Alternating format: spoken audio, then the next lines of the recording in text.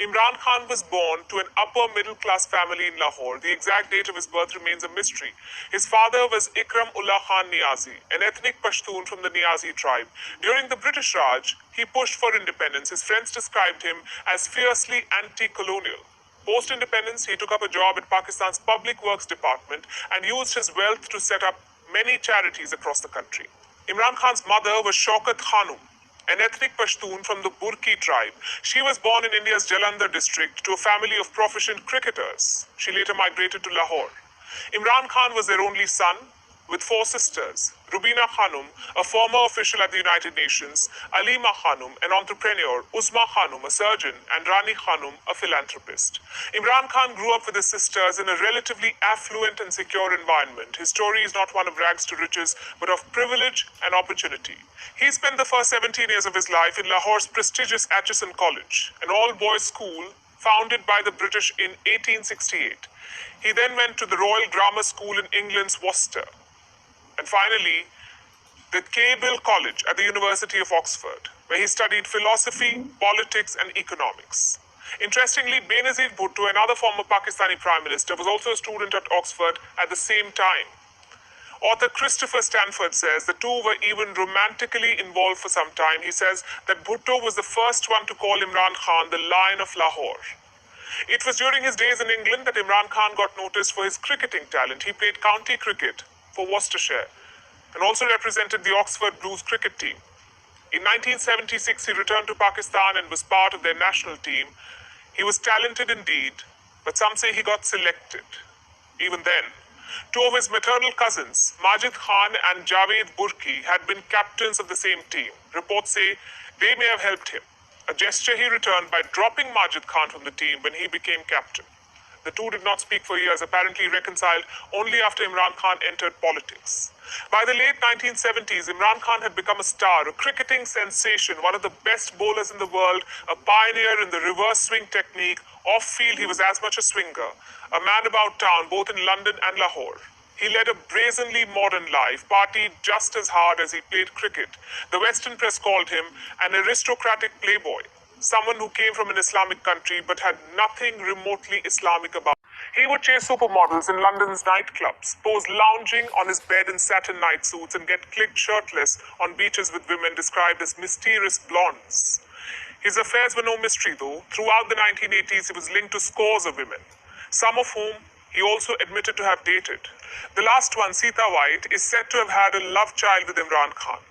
Not making this up, in 1997 she filed a paternity suit. She said that Khan was the father of a daughter born out of wedlock. The same year, a California court ruled in her favor. Imran Khan denied these allegations, but several years later he said he was willing to take the child's custody.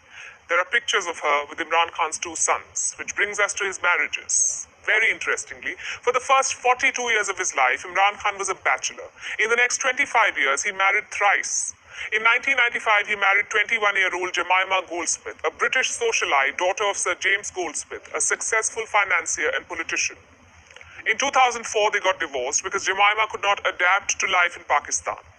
Last year, she posted this, quoting a verse from the Quran, to slam Imran Khan's remarks on how women should dress. I feel incredibly sentimental about Pakistan, even though it's quite a maddening place sometimes. I really hope that Pakistan will come through and have the future that it deserves. In January 2015, he married Reham Khan, a British journalist of Pakistani origin. In October the same year, they got divorced. Reham Khan blamed Imran Khan's reckless lifestyle, also his patriarchal mindset, for this. There comes a time where you have to put it just as it is, and you have to do it at the cost of sort of, people assassinating my character or my daughters. We are prepared for that. In February 2018, 4 months before he became Prime Minister, Imran Khan married Bushra Bibi, a veil-wearing Sufi scholar, a spiritual mentor, and a faith healer. This is apparently what drew Imran Khan close to her. Khan साहब basically एक नेक रूह थे, लेकिन वो कहते हैं ना कि कभी कभी दुनिया में जब इंसान भटकता है तो उसको पता नहीं लगता. नेक रूह ने हर हाल में अपने ट्रैक पे आना ही आना होता है, चाहे वो देर से आए या जल्दी है. Back in 1995, when Imran Khan was asked about his lifestyle, he famously said, and I'm quoting, "The playboy image is exaggerated, but I'm not a saint either. I never claimed to be an angel. I'm just a humble sinner." Speaking of which, he was a sinner on the field too. Imran Khan had an illustrious career in cricket. He was a formidable player, a great all-rounder, a charismatic captain.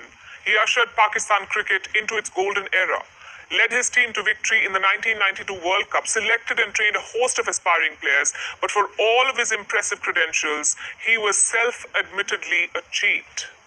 In 1994, he confessed to ball tampering on numerous occasions. He said it was no big deal, not such a big sin as it is now. He said he never considered it cheating. Everyone tampered the ball and so did he. Nobody was an angel. Exact words spoken. Although he did try to project himself as one after retirement. An angel who could do no wrong. An incorruptible philanthropist. He got 90,000 euros as prize money after the 92 World Cup. He took this money to build the Shaukat Khanum Hospital, a cancer center in Lahore named after his mother. Till date, it is Pakistan's largest tertiary care hospital. It was built on funds from Pakistani citizens and a host of international donors. His critics say Imran Khan used these funds to build his personal wealth too, that he diverted them to offshore accounts in France and Oman, and this was despite the fact that he'd inherited 3 generations of wealth from his father. In 1996, Imran Khan entered politics. He launched his own political party, the PTI, Pakistan Tehreek-e-Insaf. He shed his playboy image, transitioned to a devout Muslim, styled himself as an anti-poverty reformer. He even began counting prayer beads in public. It seems conflicting, though, that he did not grow a beard, as most devout Muslim men do. Imran Khan's political views were as contradicting. He upheld liberalism, but also appeased the Islamic clergy. He condemned Islamic terrorism, but also provided funds to the Pakistani Taliban. He endorsed free speech, but also defended Pakistan's notorious blasphemy laws. He promised to strengthen democracy, but also supported Pervez Musharraf's coup in 1999. Imran Khan's critics often said that he should be given the Goebbels Award for all the U-turns and lies he delivered with confidence. But the people of Pakistan, it seems, could not care less. They saw no difference in his words and actions. In 2002, they elected him to Pakistan's National Assembly, post which there was no stopping Imran Khan. He embarked on dharna politics. He campaigned vocally against corruption, promised to put an end to dynastic politics, and raise a whole new class of clean politicians. The promises clicked with his supporters, especially the urban middle class and young. People who were tired of Pakistan's never-ending slide into Stone Age. Imran Khan capitalized on this wave of disillusionment, eventually became the Prime Minister of Pakistan in 2018. But even Pakistani citizens know that his victory was a soft coup, engineered by the real rulers, the Pakistan army. Imran Khan was the army's man, their blue-eyed boy. They installed him to power, hoping he would be a pliable civilian leader. But that was not to be. He has crossed one red line after another, undermined the army's authority, pushed back against their policies. His downfall, make no mistake, is not about Pakistan's economy or the state of democracy, as his critics often say. It's about his war with the Pakistan army, his refusal to play into the hands of the generals. And this is a battle he was never going to win. As for the people of Pakistan, they are the ultimate losers in this battle. No Prime Minister of Pakistan has ever completed a full term. Not one. 75 years and not one stable government. There are only lessons to take here. Lessons on why things need to change. Unfortunately, in Pakistan, even change is not inevitable. Thanks for watching, and don't forget to subscribe.